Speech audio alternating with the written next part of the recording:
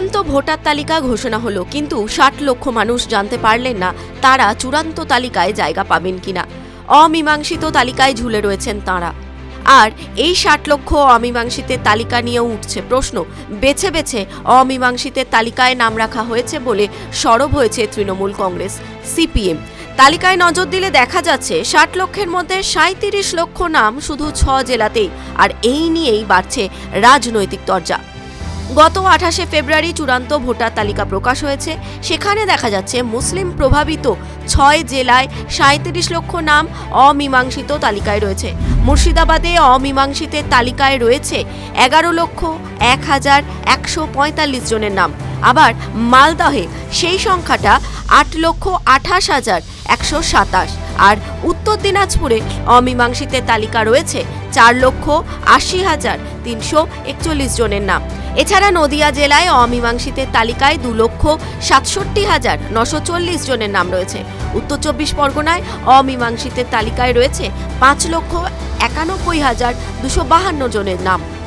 আর দক্ষিণ ২৪ পরগনায় সেই সংখ্যাটা ৫,২২,০৪২। সব মিলিয়ে মুসলিম প্রভাবিত এই ৬ জেলায় অমীমাংসিতের তালিকায় রয়েছে ৩৭,৯০,৮৪৭ জনের নাম। চূড়ান্ত ভোটার তালিকা প্রকাশের পরই অমীমাংসিতদের নাম নিয়ে প্রশ্ন তুলছিলেন কংগ্রেসের মৌসম নূর। তিনি অভিযোগ করেছিলেন বেছে বেছে অমীমাংসিতের তালিকা তৈরি করা হয়েছে। মালদহ, মুর্শিদাবাদ এবং উত্তর দিনাজপুরে অমীমাংসিত তালিকায় কেন এত নাম, এই নিয়ে কিন্তু প্রশ্ন তুলেছেন তিনি। অমীমাংসিতের তালিকা নিষ্পত্তি না করে ভোট গ্রহণ হলে তা বয়কটের জন্য কংগ্রেস নেতৃত্বকে আবেদন জানান তিনি।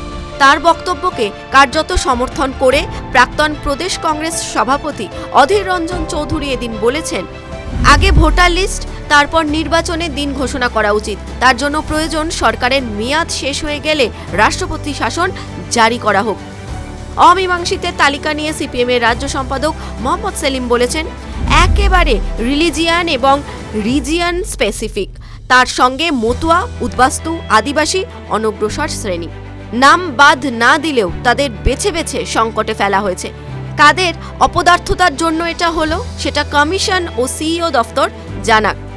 আবার সিপিএম নেতা সুজন চক্রবর্তী বললেন, নির্বাচন কমিশন পারল না, রাজ্য সরকার পারল না, অফিসারদের অপদার্থতায় এটা হয়েছে।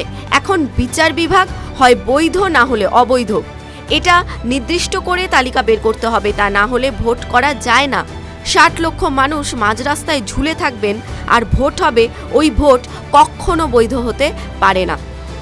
অমীমাংসিতের তালিকা বেছে বেছে তৈরি করা হয়েছে বলে মন্তব্য করেছেন তৃণমূল নেতা কুণাল ঘোষও। তিনি বলেছেন, তথ্য পরিসংখ্যান বিশ্লেষণ করলে দেখা যায় যেখানে সংখ্যালঘুদের সংখ্যা একটু বেশি সেখানে টার্গেট করে অ্যাডজুডিফিকেশন তকমা লাগিয়ে দেওয়া হচ্ছে, জীবিতকে মৃত দেখাচ্ছে, মতুয়াদেরও অনিশ্চয়তার মধ্যে ফেলছে নির্বাচন কমিশন। বিজেপি মুখপাত্র জগন্নাথ চট্টোপাধ্যায় অবশ্য অমীমাংসিতের তালিকা নিয়ে তৃণমূলকে নিশানা করলেন, বললেন, এই ৬০ লক্ষ মানুষকে বিচারাধীন বানালো কে? তৃণমূল কংগ্রেসই তো সুপ্রিম কোর্টে গিয়ে এটা করেছে। এখন কুমিরের কান্না কেঁদে লাভ নেই। টিভি9 বাংলা ডিজিটাল।